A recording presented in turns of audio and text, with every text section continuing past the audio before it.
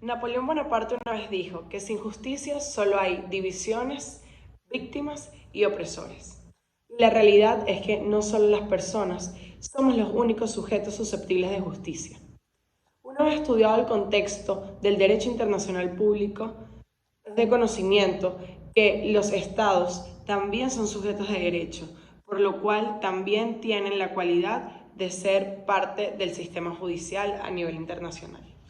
Mi nombre es Nicole Calap Matías y el día de hoy tengo el placer de conversarles sobre la Corte Internacional de Justicia. La Corte Internacional de Justicia es uno de los 6 órganos principales de la Organización de las Naciones Unidas, siendo este el único que se reviste con carácter judicial. Por ende, este actúa como el organismo judicial con la mayor competencia y alcance a nivel mundial, puesto que esta Corte tiene la jurisdicción para conocer sobre todas las cuestiones judiciales a las cuales los países miembros deciden someter su deliberación, siendo estos los estados firmantes del Estatuto de la Corte Internacional de Justicia. Es el instrumento jurídico que debe ser ratificado por los países que pretenden adherirse a la Organización de las Naciones Unidas, siendo este documento, en compañía de la Carta de las Naciones Unidas, fundamental para formar parte de la organización.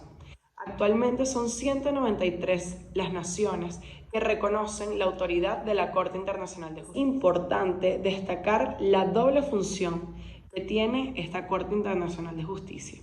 pues está la función estipulada en el Estatuto de la Corte como la que le otorga la Carta de las Naciones Unidas. Por un lado, encontramos como primera función de que esta Corte Internacional de Justicia es la sede jurisdiccional para que los Estados partes puedan resolver de forma contenciosa todas las controversias jurídicas que existen entre ellos. Mientras que por otro lado, la Carta de las Naciones Unidas otorga la responsabilidad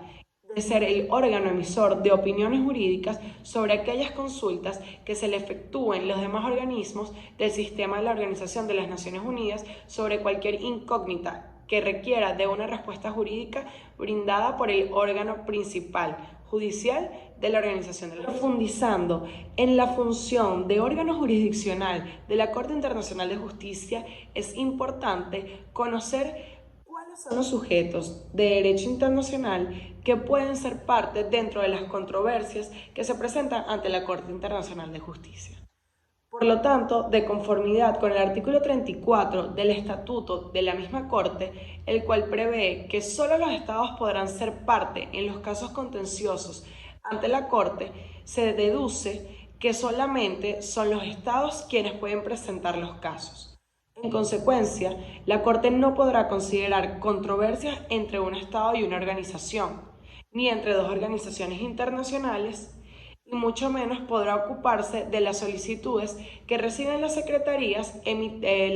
General de la Organización de las Naciones Unidas remitidas por entidades privadas, ya sean empresas u organizaciones no gubernamentales, pues estas no tienen el carácter de Estado necesario para tener cualidad tanto activa o pasiva ante la Corte Internacional de Justicia. Conociendo que son solamente los Estados como sujeto de derecho los que pueden acudir ante la competencia de la Corte Internacional de Justicia, también hay que tener en cuenta de que no todos los Estados tienen acceso a ella y se dividen en 3 grupos aquellos los cuales sí tienen esta oportunidad de acudir ante su competencia,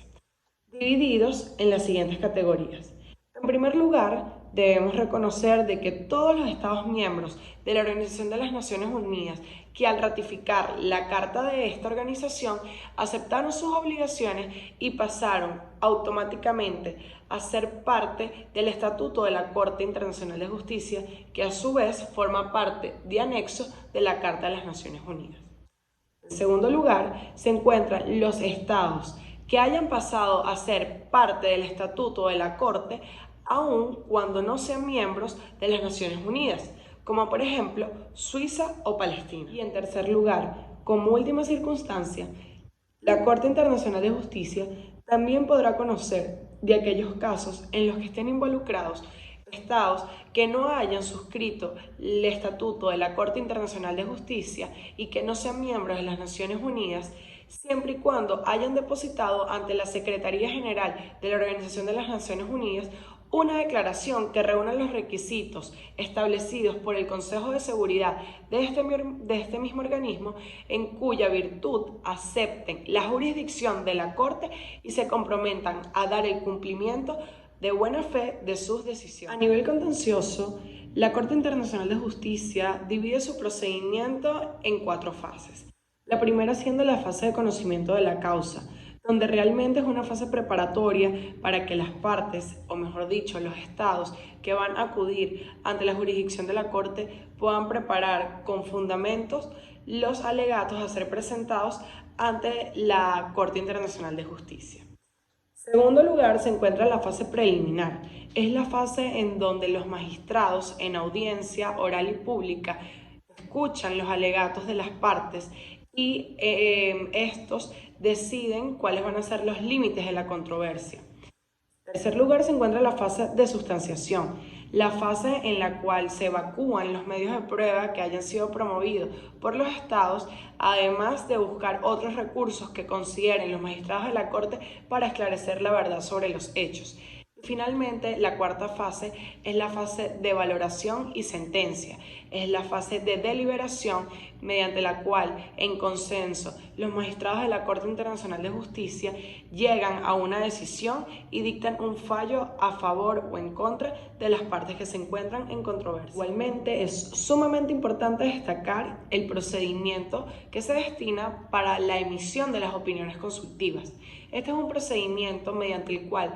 cualquier organismo, oficina o secretaría, se encuentre adscrita o no al sistema de las Naciones Unidas, puede acudir ante los magistrados de la Corte Internacional de Justicia a los fines de que estos aclaren o hagan una revisión e incluso una interpretación de cualquier norma de índole internacional público que forme parte de este marco jurídico, sin importar cuál sea la materia que se esté tratando. Ya habiendo conocido cuáles son las funciones, los procedimientos y las partes que pueden intervenir en estos encargados de la competencia de la Corte Internacional de Justicia, es necesario conocer y entender cuál es la importancia de este organismo judicial a nivel internacional. En primer lugar, debido a su función de órgano jurisdiccional, podemos reconocer que la Corte Internacional de Justicia es el órgano que se encarga de resolver de forma judicial toda aquella controversia que sea suscitada entre los estados. Pero además, su importancia también radica como órgano emisor de opiniones consultivas, de que éste tiene la capacidad de esclarecer y aclarar cualquier duda que se suscite en concordancia con normas del derecho internacional público, en aras de proteger y de prever cualquier situación jurídica a nivel internacional que pueda ser infringida por los sujetos de derecho internacional. Por lo tanto, se puede concluir que la Corte Internacional de Justicia no solamente busca resolver y solventar los conflictos en materia de derecho internacional, pues gracias a sus opiniones consultivas también puede prevenirlas y prevenir.